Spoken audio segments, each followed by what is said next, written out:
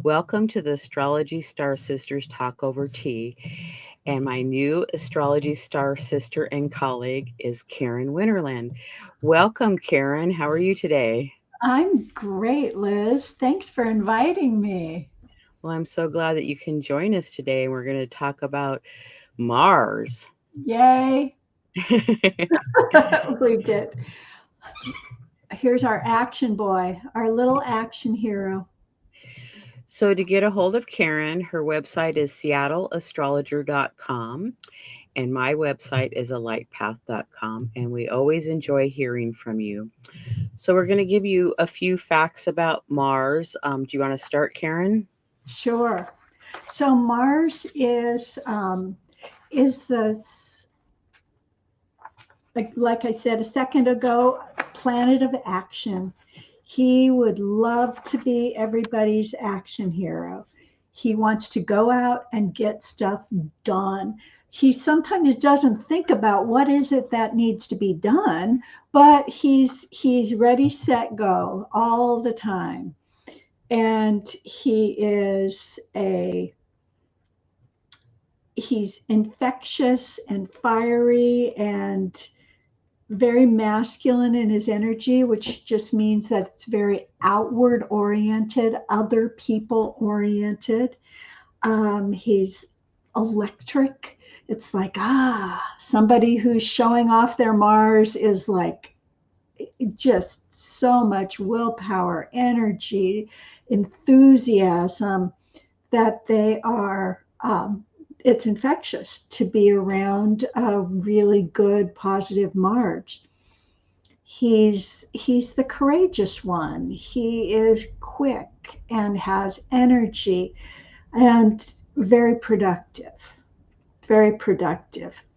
He can, when he's not getting his way, he can be fussy and impulsive and weak and just kind of like careless. Oh, yeah, I needed to do this, but I didn't do it very well. It's like, well, it works, right? It's like, yeah, no, but it looks terrible. So the fix. And when he's really kind of off center, there can be a listlessness and a lack of energy. And when they're down, oh my, you really feel it in people who are strong Mars, because when they're off their kilter and all that positive energy flow that they normally have, it's like, oh, something's really wrong. Got to take you to the doctor. Something, this is not right. And they can get angry and reactive because it's like, stop telling me what to do. Because they just want to go do something, but they may not know exactly what to do and get really frustrated with that. And that's a part of this Mars retrograde we're going through, is that what you have been doing to get your energy up, no matter what sign you have your own personal Mars in, what was working before isn't going to work as well when Mars retrogrades. And Mars retrogrades about once every 2 years, plus or minus a little bit, for anywhere between 8 and 12 weeks. And so this time we happen to have 12 weeks. And Mars is traveling. He starts out in the sign of Leo, and he's going to go backwards into the sign of Cancer. And so as a personal planet, it's about me. It's about, here I am in my heart, in my body. Mars activates the body in a lot of ways. I used to,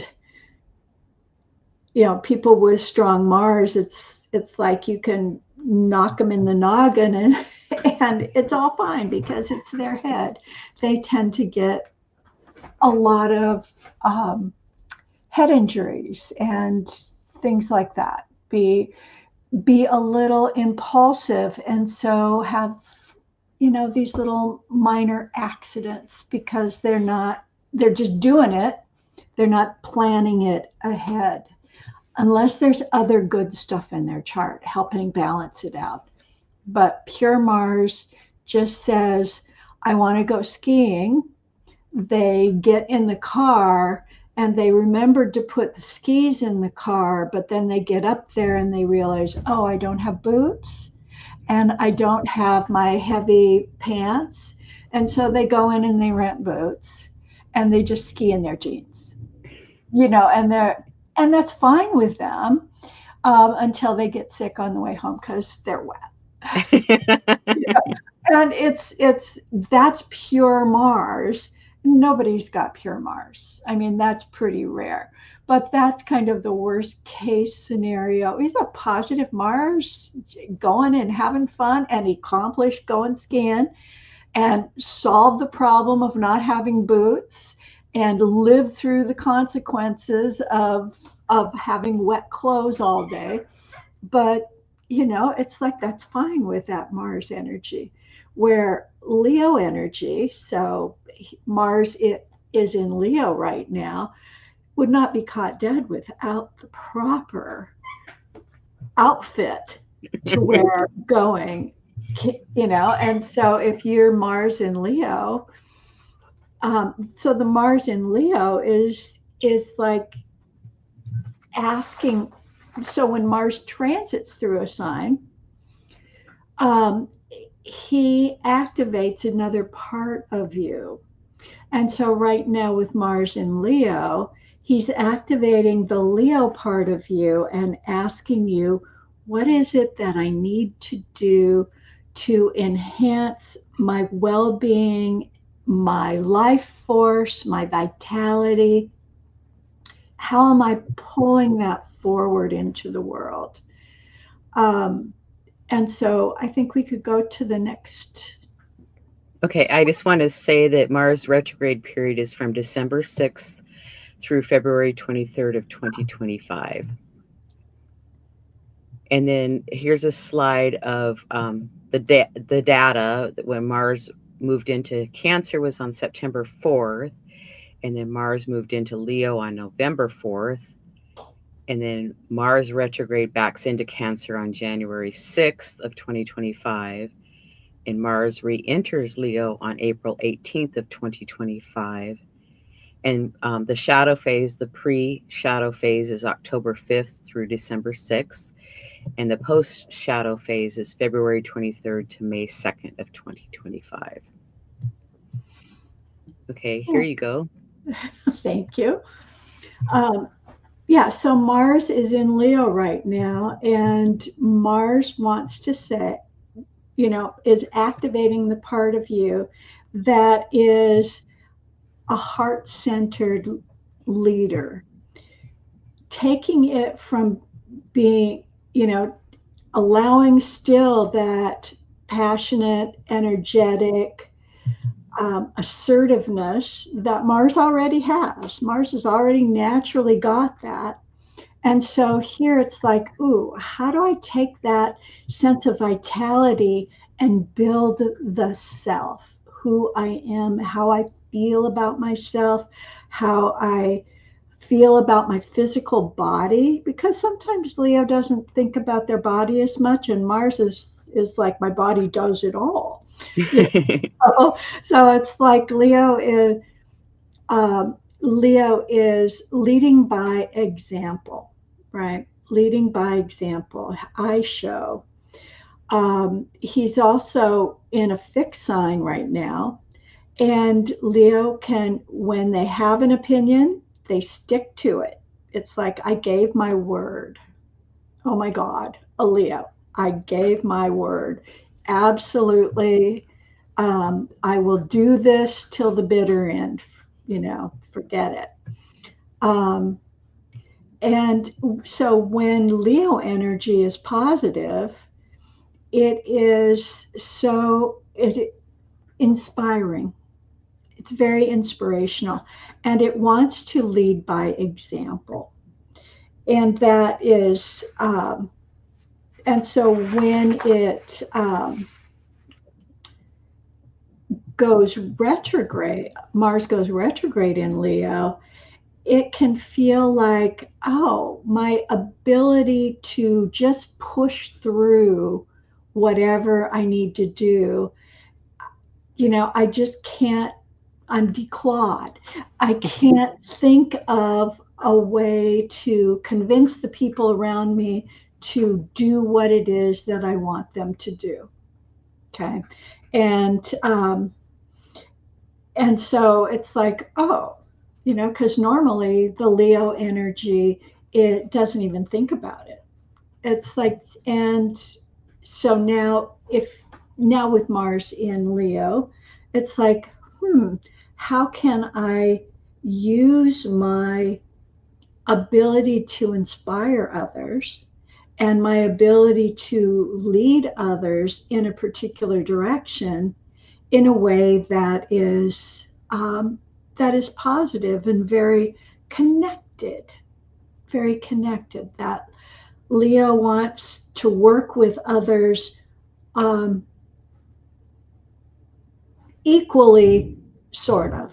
They still need to be the boss, thank you, and in charge. They want to inspire you to do the work for them. Okay, so Leo bosses are very much like that. So during a Mars and Leo time period, how can you inspire the people around you and your family, your friends, to do the things that you want to do? We're in December, and there's a tree to put up and putting all the decorations on it and all the lights, and somebody's got to bring all those boxes to um, to where you're going to do your decorating, and somebody's got to be able to trim the lights. And Leo would like to be the person that said, oh, put it here and put it there, and not so much actually pulling all those boxes out. Now they will do the work, but they want to be the creative force kind of behind it. It's like, where the little kids put all their ornaments on the tree, and then mom comes around afterward and moves them to the perfect place. Leo, Virgo, both will will will do that, just helping, just helping. But and so this first 6 weeks of Leo, you may feel like the things that you have worked for in the last, say, year and a half, 2 years since Mars went retrograde before, that those things just aren't worth the effort anymore. And you can find yourself getting complacent, and you can find yourself really questioning, why is it that I chose to do what I did? And that's the best use of this time period, is to become more consciously aware of where you want to take action in the next, and so for Mars, his cycle is 2 years. So instead of having a 1 year plan at the first of the year, in astrology, it's super easy to use the Mars retrograde cycle as a 2 year plan of action, using that energy of the Mars retrograde to set you off on a course of action that really resonates back with you again. And that's the opportunity of consciously using the energy within the retrograde cycle. Okay, and we'll go on to Cancer next. Is that correct? Okay, yep. Here we go. Yeah. So on January 6th, Mars moves backwards into the sign of Cancer. And Cancer is the planet of the home and of the having a sense of being emotionally safe within that home base. Cancer is emotional, and it's also cyclical, has a cyclical energy to it. When you think about Cancer, always think about the tides. The tides come in, the tides go out. When they're out, the Cancer is very outgoing. When the tides come in, the Cancer says, we'll be a little quieter and reflect and get our energy back. And then, but it's this in and out cycle. So you find that your Cancer people need that outward flow, absolutely need it. And at the same time, they need inner time for themselves because they feel so deeply. They're really sensitive, super sensitive, very caring, warm. Their family is everything. And they're incredibly sentimental. Now, sometimes sentimentality is great, but at other times, sentimentality can have you hold on to things that aren't relevant in your life anymore. It's like if you have little kids, every parent's dilemma is, here's the drawings they made when they were 4 or in kindergarten, and they're so cute, and you remember them when they were 4, and oh, aren't they adorable? And now they're 12, they don't care. Or now they're 23 and they're going, you have these still? What? And Cancer doesn't throw it away. Those are little treasures. And so they can, and when their kid says, I'll throw that stuff away, I don't want any of that, they could take that really personally. Well, but it's important. It's like, yeah, no, it's not, Mom. Because it isn't about you. You feel so much that your feeling isn't their feeling. And sometimes you can forget that. You can forget that just because you're feeling it, that everybody else in the room isn't necessarily. And because you have a tendency to want to take care of your family, which is fabulous, you can become a little controlling. It's like, now's the time to get up, and here's what we do next. And did you brush your teeth? And when it gets beyond just simply a routine, good routines are good, and into the, well, I think you need to take this dance class because I know that when you're in 10th grade that you're going to want to be a cheerleader, and you won't be able to be a cheerleader unless you take dance class when you're 8. Right? And that's a little like, excuse me, Mom, stop it. But that's the overdoing it. And the other side of that, being overly controlling, is that the flip of the coin is that they are easily controlled.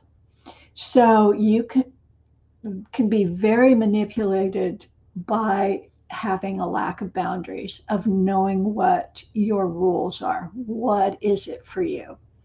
So as we go through first that Mars in Leo phase, where you're discovering what is it that I need to do that makes sense to me, what is working, what's not working, how do I feel about that? Because again, it's identifying the I part of it and the feeling state part of it, and being honest about that feeling state.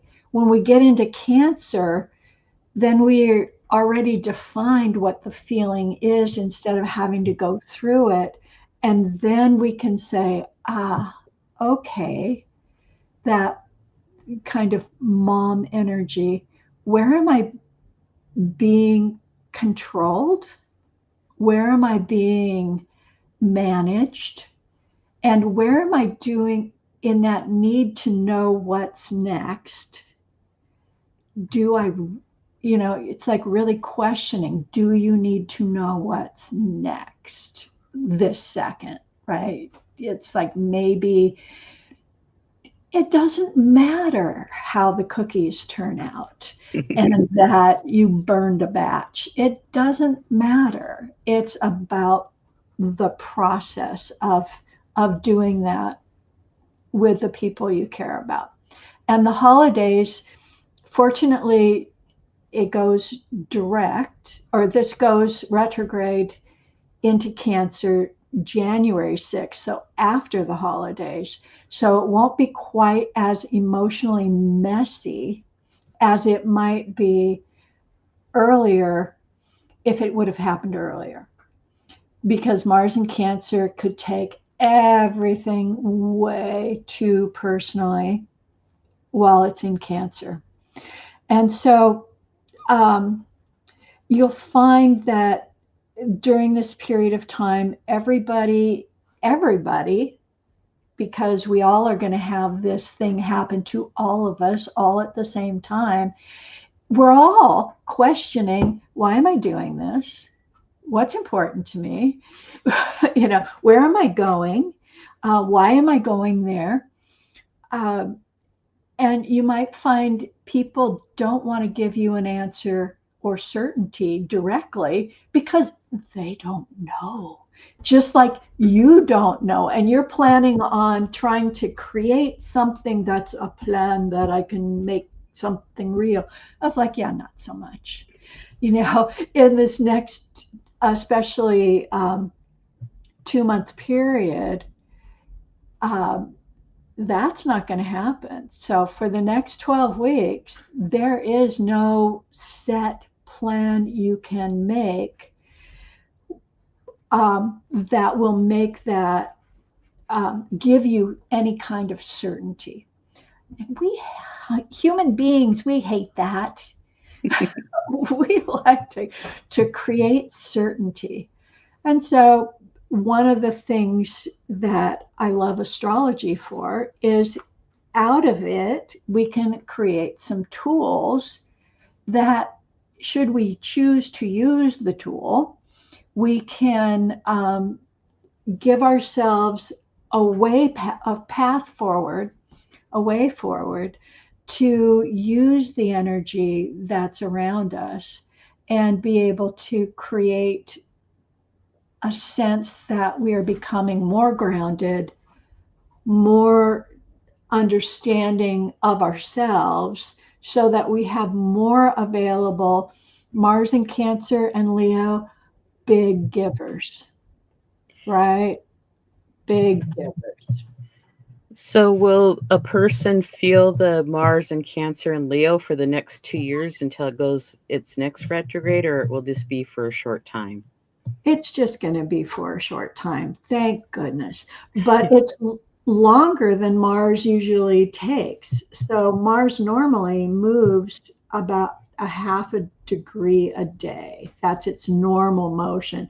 So when it pulls up speed, it's normally moving half a degree a day. And to give you a comparison, the sun moves 1 degree a day. And so it's like, today it's 1 degree, tomorrow it's 1 day, the next day is 1 day. Where with Mars, it's like, today it's at 1, tomorrow it's at 1.5, the next day it's at 2, then it's at 2.5. So it's very similar to the sun in that respect. But in this whole retrograde cycle, we basically have 6-month period of time where Mars virtually is going nowhere. When he hits his pre-shadow, in the pre-shadow, which I think your slide said October. Yes, September, October. Yeah, October 5th. That Mars is already starting the journey. There becomes an awareness. So today is the day. We're recording this on December 6th. And so today is the day that Mars goes retrograde. But from the period of October 5th until yesterday, what's been going on in your life is a microcosm of the issues that you'll have to, that with some feeling or lack of clarity, that you're trying to work through going forward.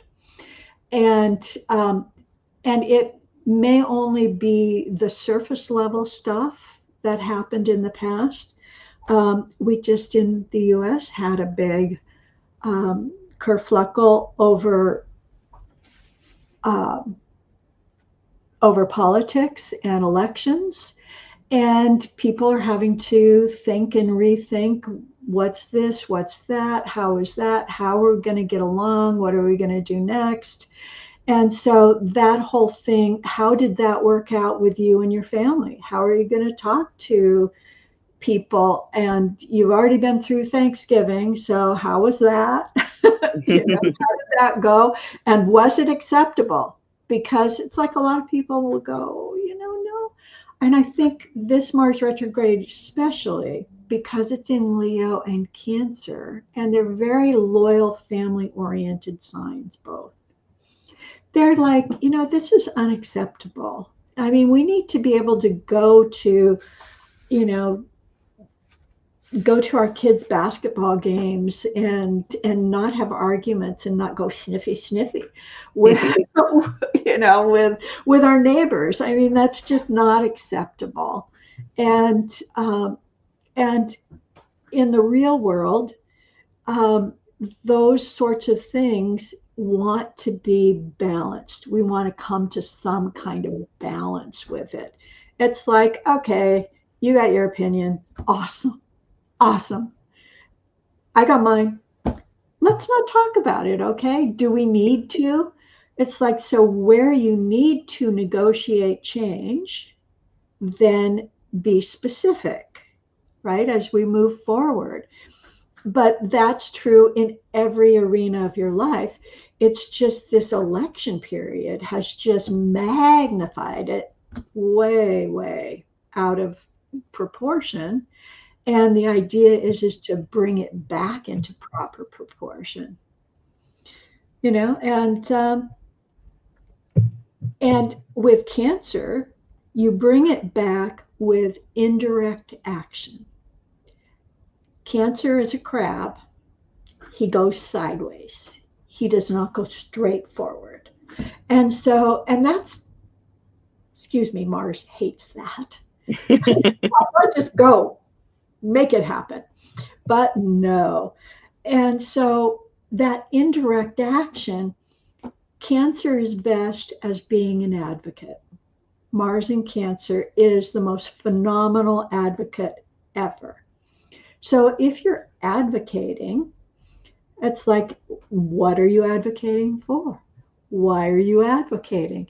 Again, all those questions all go through with the same sort of thought process, but people may discover that because of this last election, they're externalizing what's right, what's wrong. I'm angry. How do I focus that anger on something it's like, well, maybe you just need to take a kickboxing class and get over it. It's like, exercise is not a 4-letter word, as I'm talking to myself. And a lot of energy needs to go somewhere. Okay, needs to go somewhere. And so here's our Mars retrograde. And so where Mars has aspects to other planets are where that energy is first going to play itself out. And one of the reasons that I think that the national disharmony is up for being looked at is that Mars is opposite to the planet Pluto and the planet Venus, who and that opposition is like, here's me, Mars, and here's these other people out there, these Pluto Venus people. And Pluto is the planet of deep change and transformation, going from one thing to another. And the fortunate part is that it's with Leo, or it's with Venus. And Venus is so very about other people, about what do I want, what do I need at a basic level. She's kind of one of the mother goddesses. She's wanting to create something new. And here is that Pluto, having just barely slipped his toes into Aquarius for the next, 30 years or something. It's about 19 and a half, but 19 close and a enough. It's going to feel like 30, but it will be, it's a long time, long time. And while he's there, he's going to transform Aquarius, how we see the world that we live in, who are our friends, who are our neighbors, how do we, what is the world? How does we bring the world into this life that we live on a day-to-day basis? And so, but he's just beginning that challenging transformation. And it's already not working. Okay. And so here's Mars showing up going, hi guys, let's talk about it.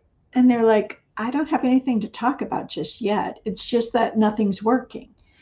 And so that can be a really frustrating piece. It's like, yes, we need to change. And here's Mars, push, push, push, saying, well, I'm getting frustrated. You guys are in charge. You're the powers that be, and you're not doing anything. So here's this push, pull, push, pull, push, pull, kind of on a world level, where whoever was in charge is no longer viewed as the expert. And so universally, what's sitting in all of us and is that desire to change things, change the way things are. And whether it's within a government, within a workplace, within your family, within your life, it's like it's all up for discussion, every bit of it. And I like using a chart for what I call a universal chart for when retrogrades and solstices and eclipses, things that we're all going to experience at the same time. This is an event that happens for everybody at the same time, but in many different time zones in many different places. So when you want to see the universal chart that everybody's going to experience, I was taught that you use universal time, or GMT, at Greenwich in the UK. So Greenwich is zero degrees. It's an arbitrary timeline that got standardized back in the 1800s sometimes and tweaked over the years. But that was zero. That became zero. And so here we have a place. There's actually a marker in the town that says this is the change. And so it's like, here is what the world has said is the center. So we just start here, and of course that was during the UK's heyday where they owned the world and all that. But we're still operating out of that's the that's what we're looking towards and how we're working towards center. Um, and Mars is also making an aspect to the node. And so that little curly Q up in the right hand corner is the, the north node. And it is, that's actually a trine. So it's a very positive aspect. That aspect is something that is universal to everybody. Again, the node is how are our relationships with each other going? Those, not just your family, but the people at the grocery store and your basketball coach and whoever is, whoever's in your life, your acupuncturist, um, your dentist, everybody is a part of this, of that larger group of people that you know are involved in.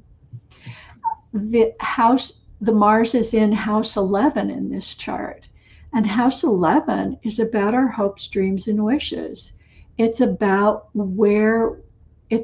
our friendship groups, the larger group of people that we know. So it's like, how can we make life better for all those folks? And it's folks that we know. It's not folks that um, are are universal in other countries or other places. But as we get to, it's like, ooh, how do we get to know here's us and here's them? We're going to hear a lot about us and them on the big macro level.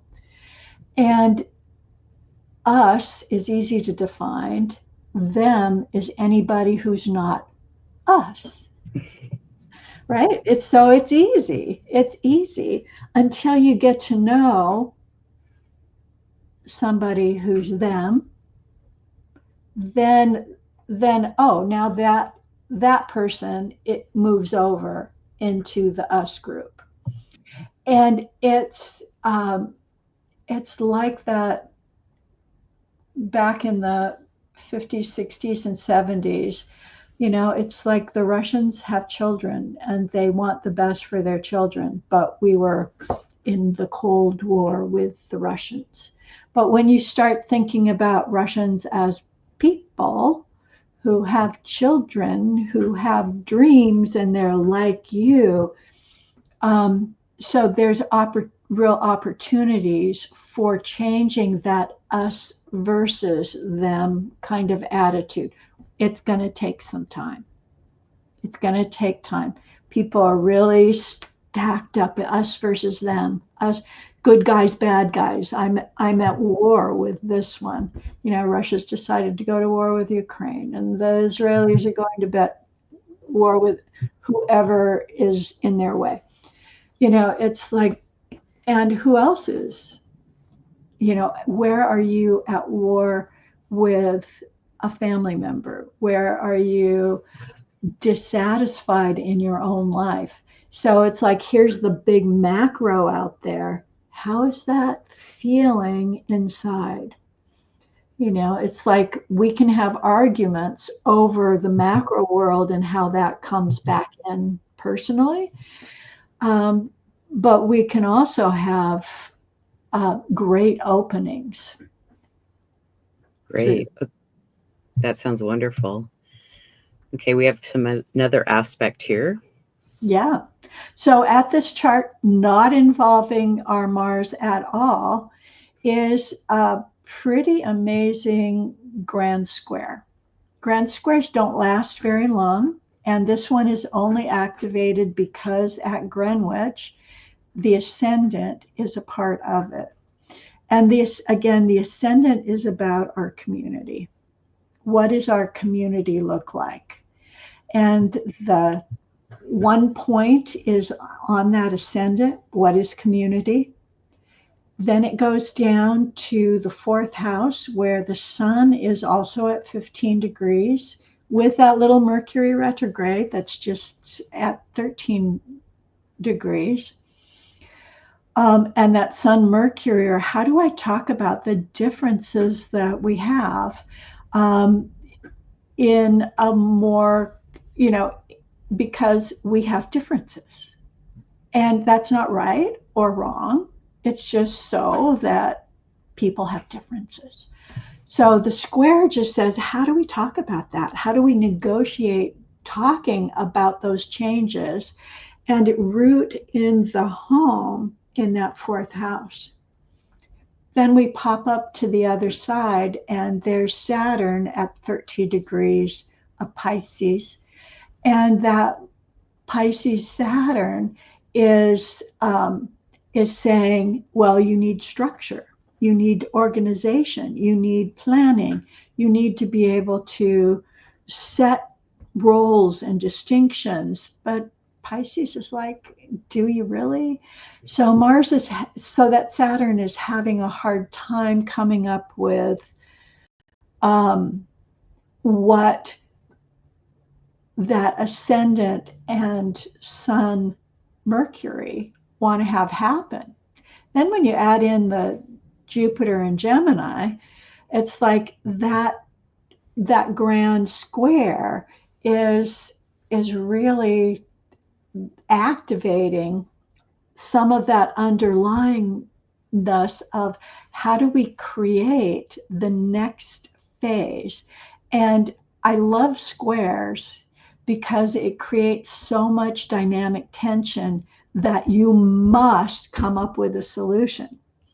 And so it's like, I can't do anything with this. I have to figure out something. And even it's a temporary fix, that'll work.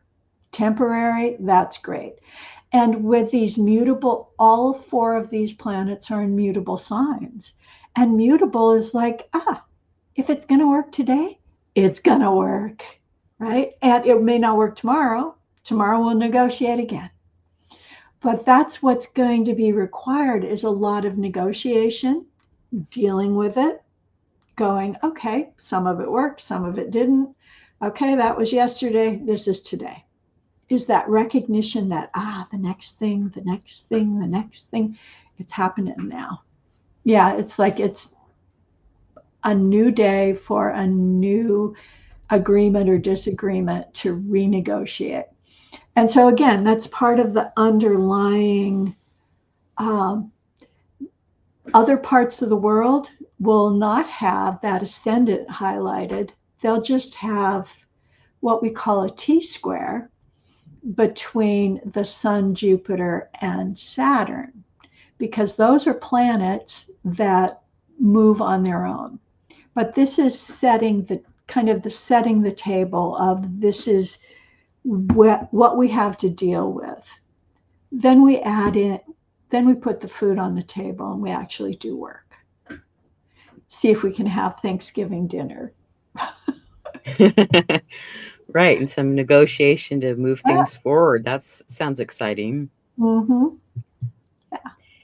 So, how can this Mars retrograde energy be used? Yeah. So the way I have, it's like here we have the potential. We've got that Venus conjunct Pluto in Aquarius opposite Mars. That's all on a personal level, all about relationships, asking questions. Where do you need to be in control? Where do you think other people desire to control you? And is it true that they want to control you, or are you making that up? Because a lot of times we need to check in with ourselves with what we believe or what we assume about our relationships with other people, because it may just not be true. It's like, please, why would I want to control you? I have enough trouble in my own life, right? But we have to actually step back, and it's like, where am I giving my authority over to somebody else? Um, My own life is a full-time job. yeah, yeah, yeah. It's like I'm busy. um, and so then again, it's how do you set your own boundaries? And along with that is how do you communicate what those boundaries are and enforce it?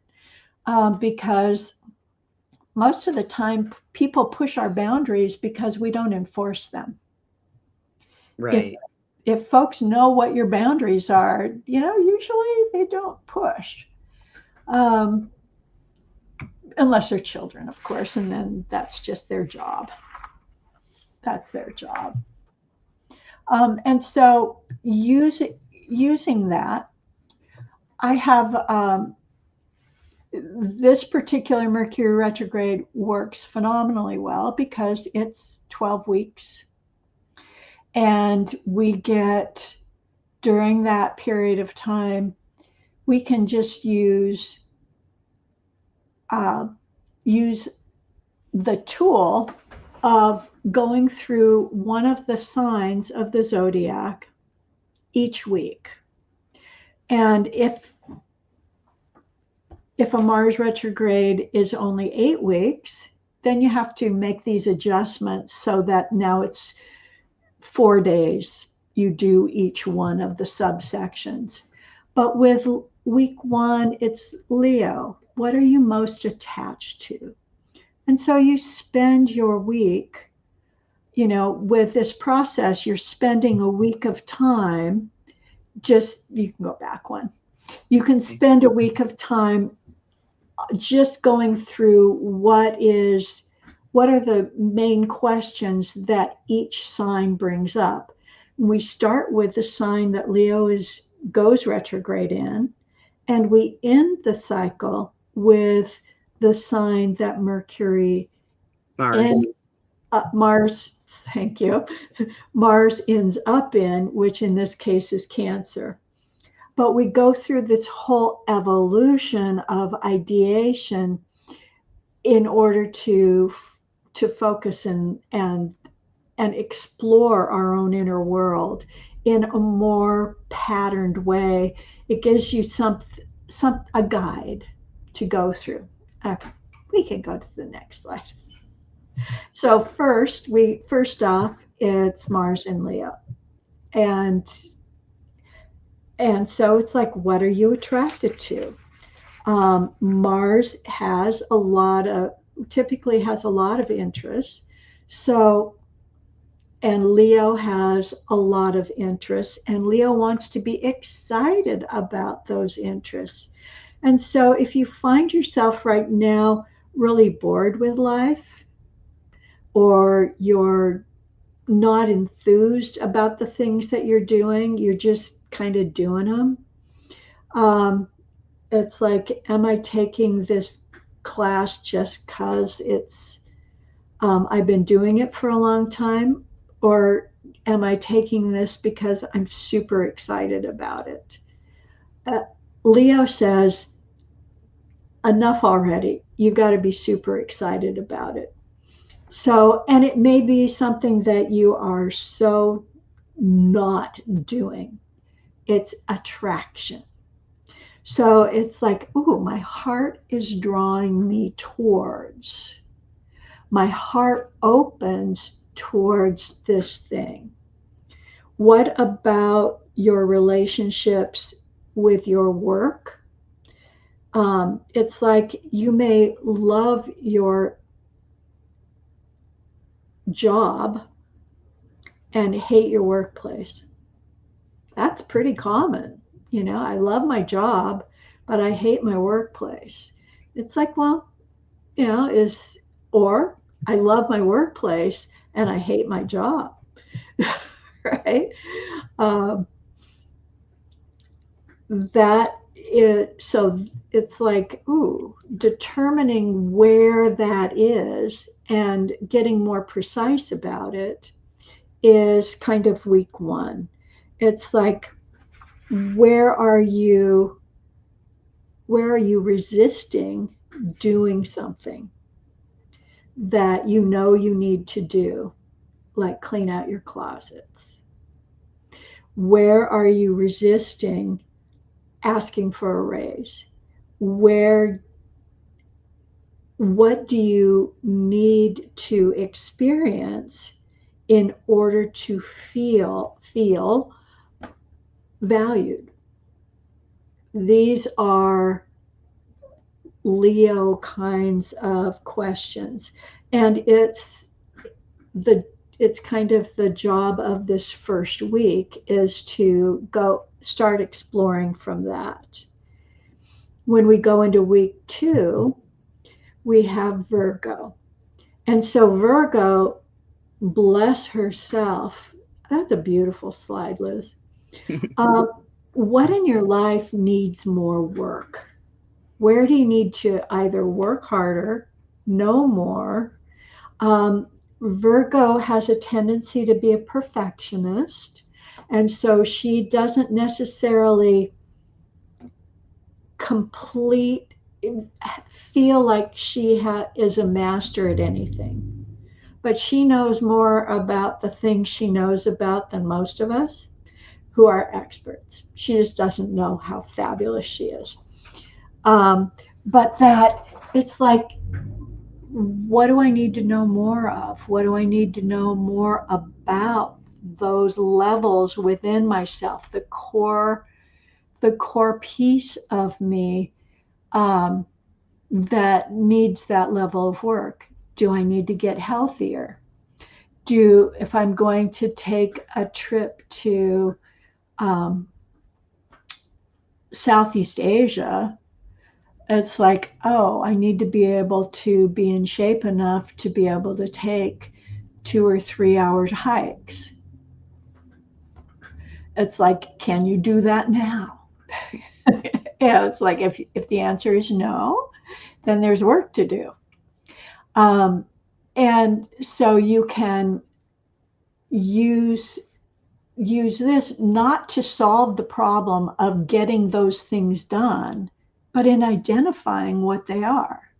And often the list is both positive things and negative things, because in our head lives two people. We have the inner critic, and she is, can I say this? She's a bitch. She's so highly critical. She's like, well, you need the, yeah, she's got it all. She's got a list of all the things that are wrong. But then there's a part of you that says, oh, and, and, and. And so there's this, the Virgo part is the part that's going to be the inner critic. And I'm glad in this case that we get her over with in week 2, because then when we get into week 3, now we're talking to Libra.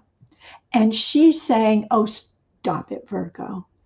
Where do we need to work on our relationships? It's not just about you not being imperfect. We're all not perfect. Okay, so Libra is the scale. She's the diplomat. She's the one who really cares about the quality of the relationships in your life. So again, here's a place where you can say, my relationship with my partner might be great. And you go, well, what's wrong then? But what about the relationships with your kids? What about the relationships with your parents? What about the relationships with your boss, with the coworker you sit next to at work, with your boss, with their boss? It's like, with your clients, if you are a self-employed person, um, with your customers, if you work in a retail setting, how are your relationships, ongoing relationships with not just that immediate family, but this Mars configuration says everybody. We care about everybody. And it's like everybody's going to push your buttons and you're going to push everybody else's buttons. So it's like we're trading off being the good guy and the bad guy. And so it's like, what do I need to do? Often it's, how do I tell the truth? How do I recognize when I'm being passive aggressive? Am I a passive aggressive person normally? It's like, I happen to have Libra personally on my ascendant. So I'm known to be a passive aggressive person because Libra is naturally passive aggressive, because they're trying to get people to do things. And so we motivate people with positive and negative. It's like, is that bad? No. Is that good? No. Is it a way to get stuff done? Yes.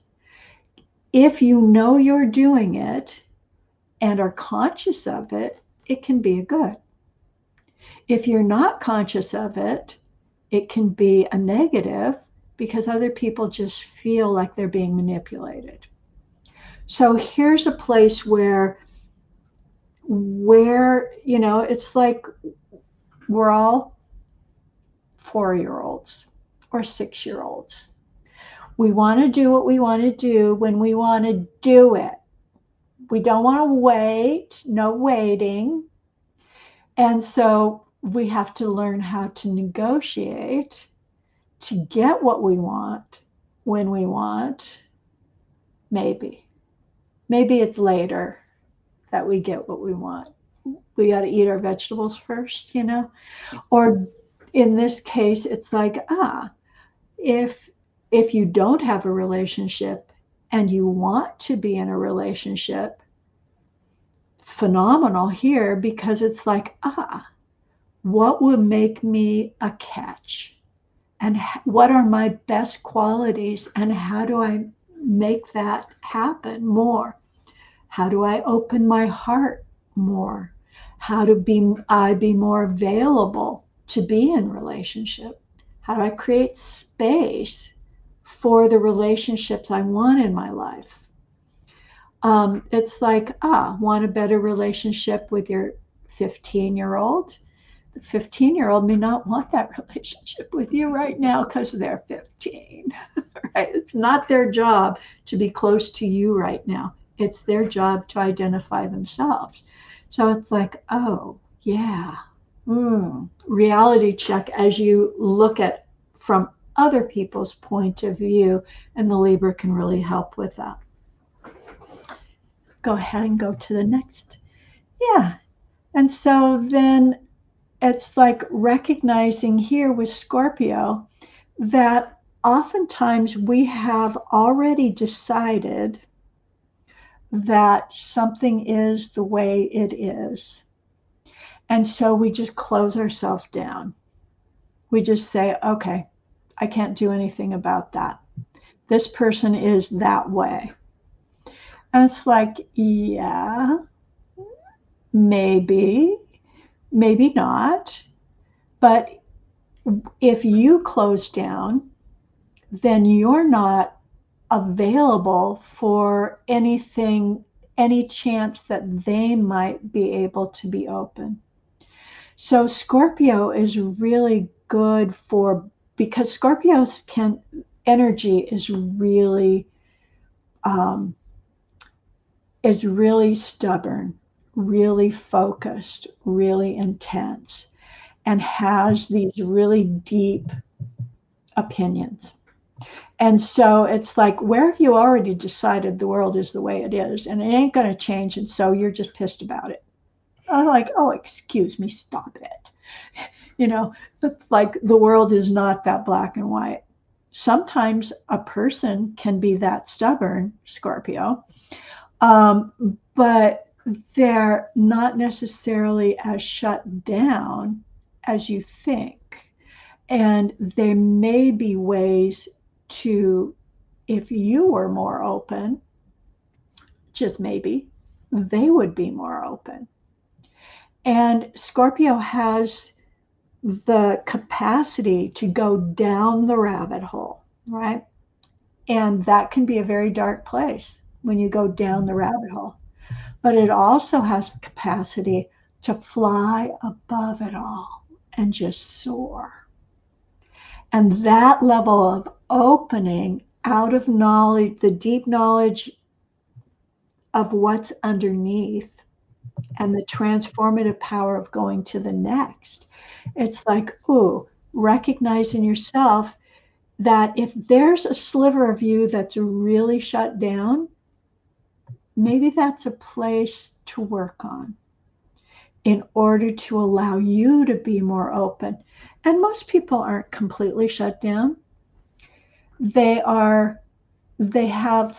a thing that happened. They have something that caused a place where they stopped. And so if you are open and safe and available, they will gradually learn that they can trust your openness. They can trust the safety of your ability to be present with them. And eventually go to the next place, the next slide, of being able to negotiate, to explore and learn about that other person, about those other things that you need to explore and learn that you've already previously identified. Oh, here's where, so using the natural energy of Sagittarius to take what you've learned from the first few weeks and go, here. And if it's relationship, one of the places that you want to do that, awesome. You're doing it with other people within a sense of community. More likely, it's with this one right here, with your own self. So that exploring and learning within yourself, it's like, ooh, here's the place where we're starting to go, And in this slide, I love that he's got his arrow out going to the future. How do we know how we're going to get there? We have no idea. There is no path. It's just out there somewhere. Hello. It's not defined. It's not structured. And we, us humans, we hate that. There's a part of us that wants to have a ladder, and we're just going to do this, this, this, this. So this process is like a ladder, but it's a ladder of exploration. And as we get into the week of January 3rd, then we have, we're getting very close to the time that later in this week, Mars is going to move back into Cancer for the rest of our slides. And so in Cancer, because Cancer, it's like, here we go with Cancer, the next stage is Capricorn. And Capricorn it's like, start making a plan, take some of those ideas you have, grow them, make a plan with them. It's like the idea of, before you even put the seeds in the ground, you have to prepare the ground. You have to have a plot in your yard that it's going. You have to prep that ground. You've got to decide, how much sun is it getting? Is the soil acid? There's all of these things you have to do before you can even put a seed in the ground. And this is Capricorn is excellent at this. What are all those little minutia things I need to do to grow? And so it's not necessarily knowing exactly how it's going to happen, because if you're a beginning gardener, you don't know. You're just you're gonna put your seeds out, and the ground's going to be too cold or too wet. They're going to freeze or they're going to rot, and you're going to have to start out over again later, because you didn't know. And that's perfectly fine. You just didn't know. And Capricorn is that process of, well, at least start knowing what you know. Then we can figure out what we don't know as we go forward. Um, but like, how do I feel about it? What am I willing to grow? What in my life? So going into the first and second week in January, we're going to have this with Mars going back into Cancer, that first foray back into Cancer. We're going to have that feeling of now it's all deeply personal. You may find that, oh, now it's like, oh, I'm having all of these emotional reactions to what I think and what I've dealt with before in the Leo section for the first month. Now, here in weeks 5 and 6, it's going to hit you that here I here I am, and I have feelings, and you may have to kind of renegotiate and discover some things about your sense of self as you're going through, and just um, become your own advocate and recognize, instead of advocating for everybody else, advocate for you for this period of time. Um, and so when we go into week 7, we're going into the Aquarius phase. And in Aquarius, it's asking yourself, how can you make your life bigger? It's like we live in these little bodies. And these little bodies, we forget that these little bodies go out into the world and connect to other people. And so here's the next week where we go, oh, what if you are not only bigger, but you're much bigger than you think you are? Because we can focus with um, what's super comfortable with us, but you also are going to work every day, and you're connecting with people, and you're connecting to customers and clients and vendors and suppliers and all those folks, your kids' teachers and all their friends and all their parents and the kids, and it just goes on and on. So it's like knowing that now you are bigger than you think you are. It's like, for what purpose? Why? And is it true that, oh, I'm a mom and this is what I do for my kids, and I do that? It's like, really? How come you don't do that for you? Because it's fun. It can be fun to be a mom. And it can fun to be horrible to be a mom, depending on where you sit and where you are in life. So it's like,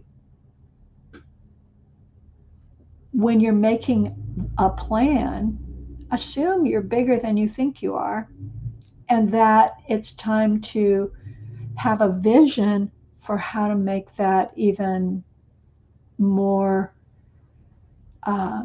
more fulfilling for the self, because it's for that larger Aquarian community out there. And then we get into week 8, and here's our why.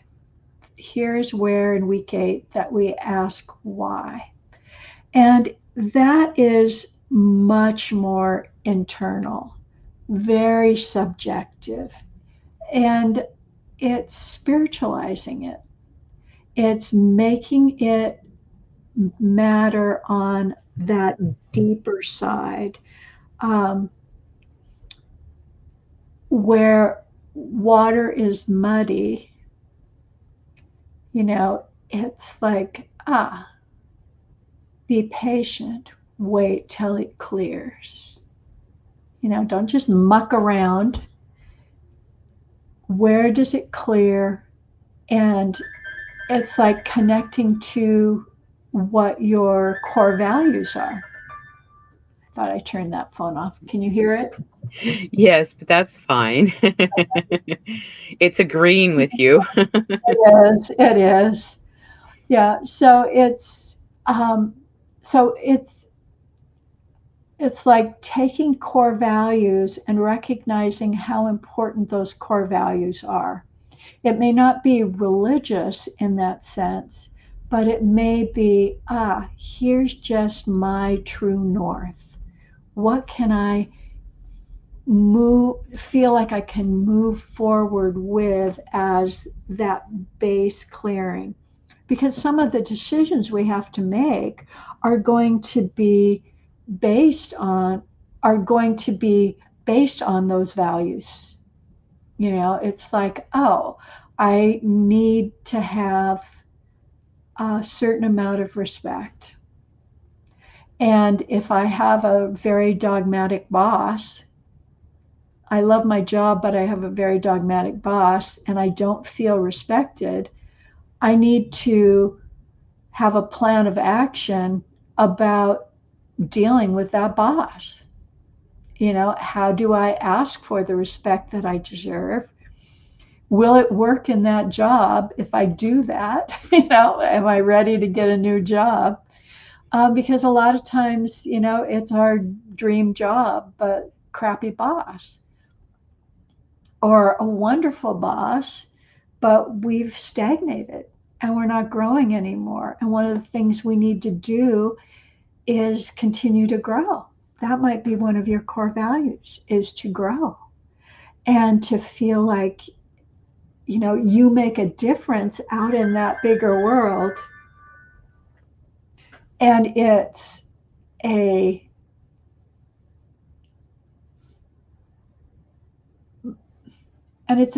from a values place, not from an insecurity base.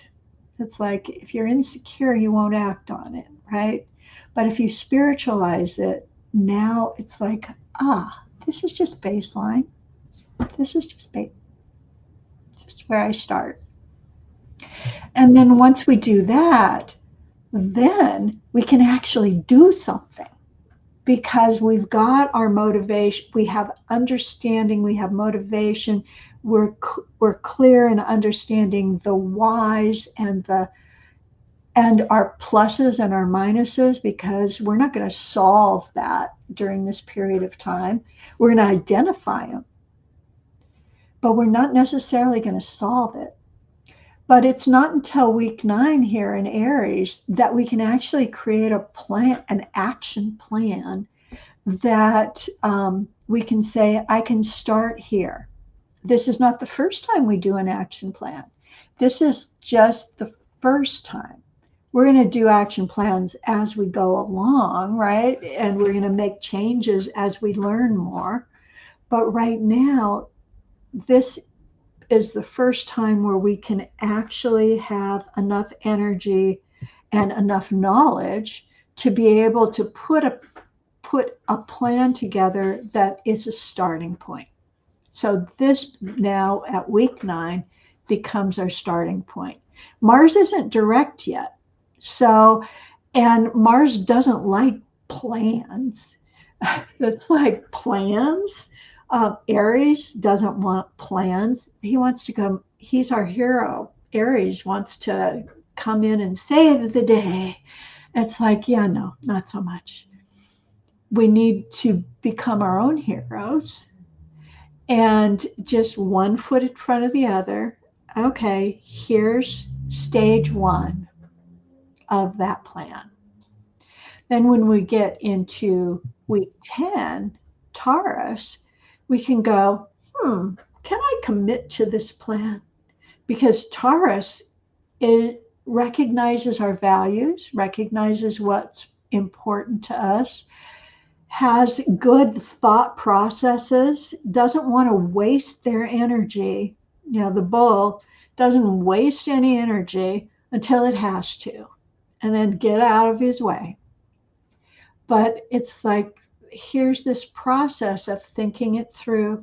How can I commit to it? And then make adjustments to what you can commit to. But first, you have to get it out, in week 9, in just to have something to start playing with. Because Taurus, if you don't have something to play with, is just going to say, what's for dinner? They're not going to care. He's not going to care until you bring into that Taurus energy in week 10 the something he can work with. Okay. And then in week 11, we have Gemini.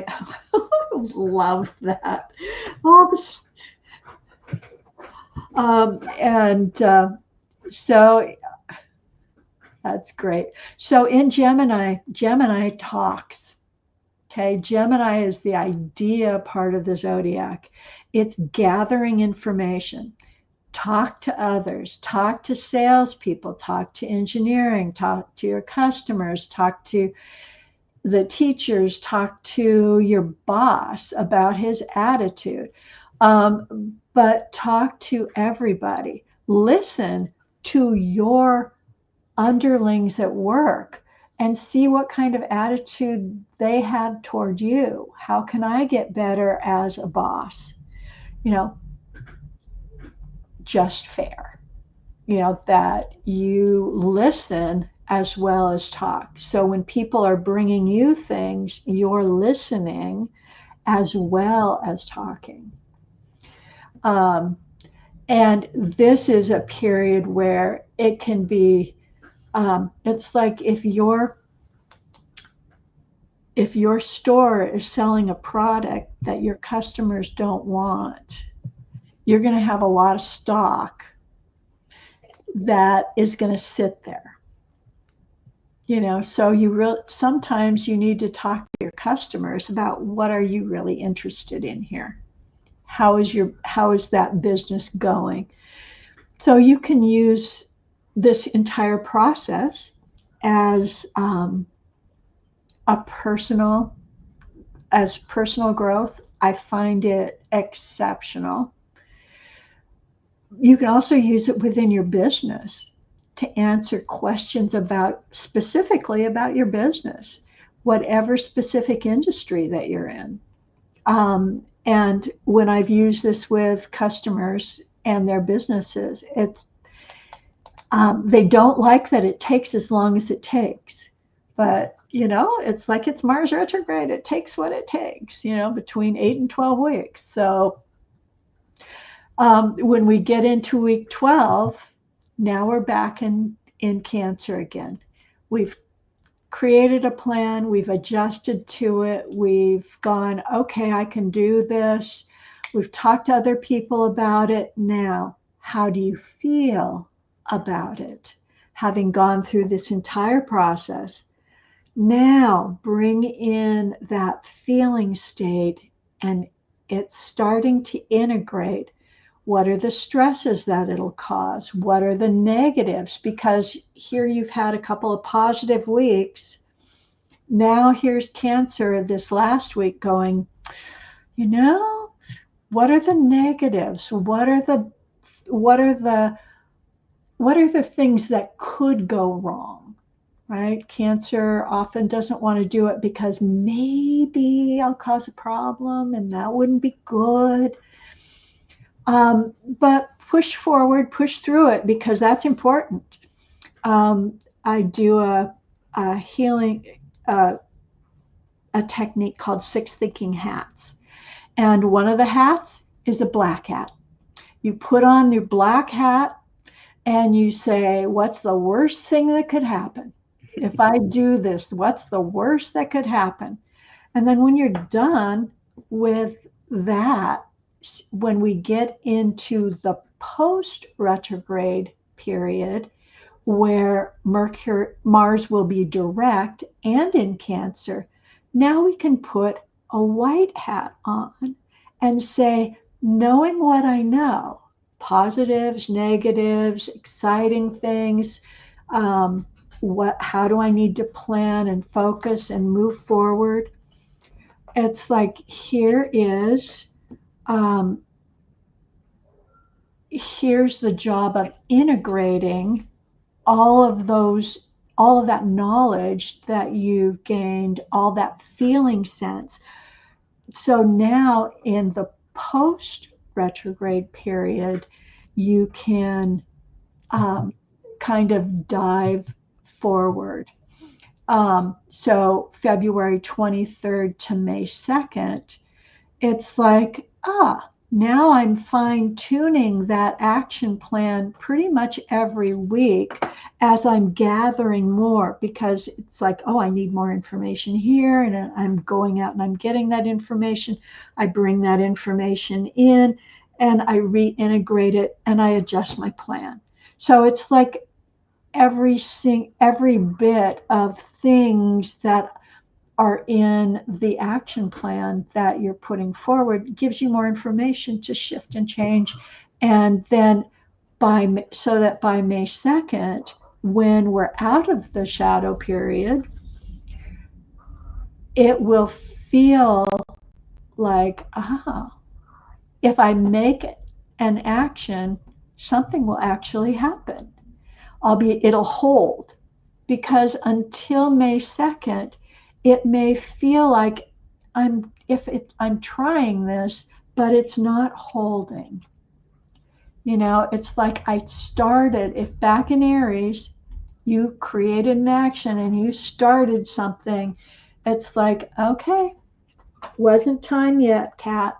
It's like, it's not dinner yet. Yeah. So Yeah, I'm going to go back to this slide just so that, if people want to have a recap of that, they could take a screenshot of this, stop the video if you're watching it after we've recorded it. But it just kind of gives a recap. And then the post-retrograde integration. And are you ready to go to the next slide? Yeah. Okay. Yeah. So when Mars stations direct on February 24th, here's the energy that Mars wants to bring forward into the world. And the aspects that are here are super interesting and fun too. So we've got Mars opposed to the moon in Capricorn, and the moon are people. How can we connect to people? And the moon owns the territory of Cancer. So the moon is the landlord. And Mars is transiting through the moon's house, basically. And so here's this connection between the two. It's like Mars is learning that I have to have a reason to serve and activate, to be an advocate for people, because the moon is individual people. It's not the whole. It's not the people in South Carolina or the people in India or or your kids' baseball team. It's individual people. So this Mars wants to create results so that individual people feel more grounded, taken care of, and in that Capricorn way of being able to handle the stresses and strife of life and be able to accomplish what they want to accomplish in their lives. It's like, it's not instant fix, but it's slow but steady. How do we make the problems of individual people better little by little by little. And I think by the end of February, we'll see particular issues in the world show up where the energy of that Mars in getting to that advocacy of individual people. It's like the advocacy for the citizens of Gaza so that they have enough food, the advocacy for the homeless, the advocacy for the displaced, for the unhoused. It's it's making problems people and then finding solutions for people. And I love that. The other aspect that it's making is a trine to Mercury. So, guys, let's talk about it. There's not one solution, there's not one right way, there's lots of ways. And that Mercury in Pisces is, and some of them will work with some people and some of them will work with other people. It's all good. It's all good. And just find the one that works in the for now in the situation at hand. If that's not working, well, try the next thing. It's like, don't get caught up in there needing to be a right way or the wrong way. It's just there's ways, plural. And I think having that sense of it's not black and white. It's not just black and white. Well, what a great presentation, Karen. I Okay. really appreciate you sharing that. And I'm going to work the Mars retrograde with all your suggestions. And Yeah. Starting today, June, December 6th. Yeah. and I want to thank everybody that's been watching live and all those that Yeah. come and watch later on. And Karen will be on the show about once a month, and the next show that she's going to do with me is talking about 2025. She'll pick out something to talk about. And then in February, she's going to start talking about Uranian astrology. So that's something to look forward to and is exciting. Will be fun. So come back and enjoy more episodes with Astrology Star Sisters. Um, and some monthly podcasts I do. I do 2 or 3 episodes with Justin, and we do the monthly astrology forecast, a full moon forecast, and we've been working on a Chiron asteroid series. And with Astrology Star Sisters, there's a dwarf planet series, planet stationing, decans using astrology and tarot, fixed stars, and the new one is Uranian astrology. Yay. I'm going to be on Talk Cosmos, the archetypal symbol team, on December 15th. And our subject is Special Year Focus, and that's at 1 p.m. And you can watch it live here on my channel or come back and view it after the show. And I do consultations. I have a newsletter and a YouTube channel, and you can subscribe to any of those. And Karen also is a consulting astrologer. So she's taking appointments at this time. And to get a hold of Karen, her website is seattleastrologer.com, and my website is alightpath.com. And I want to thank everybody for joining us today, and we'll see you again soon. So goodbye for now, and we'll see you.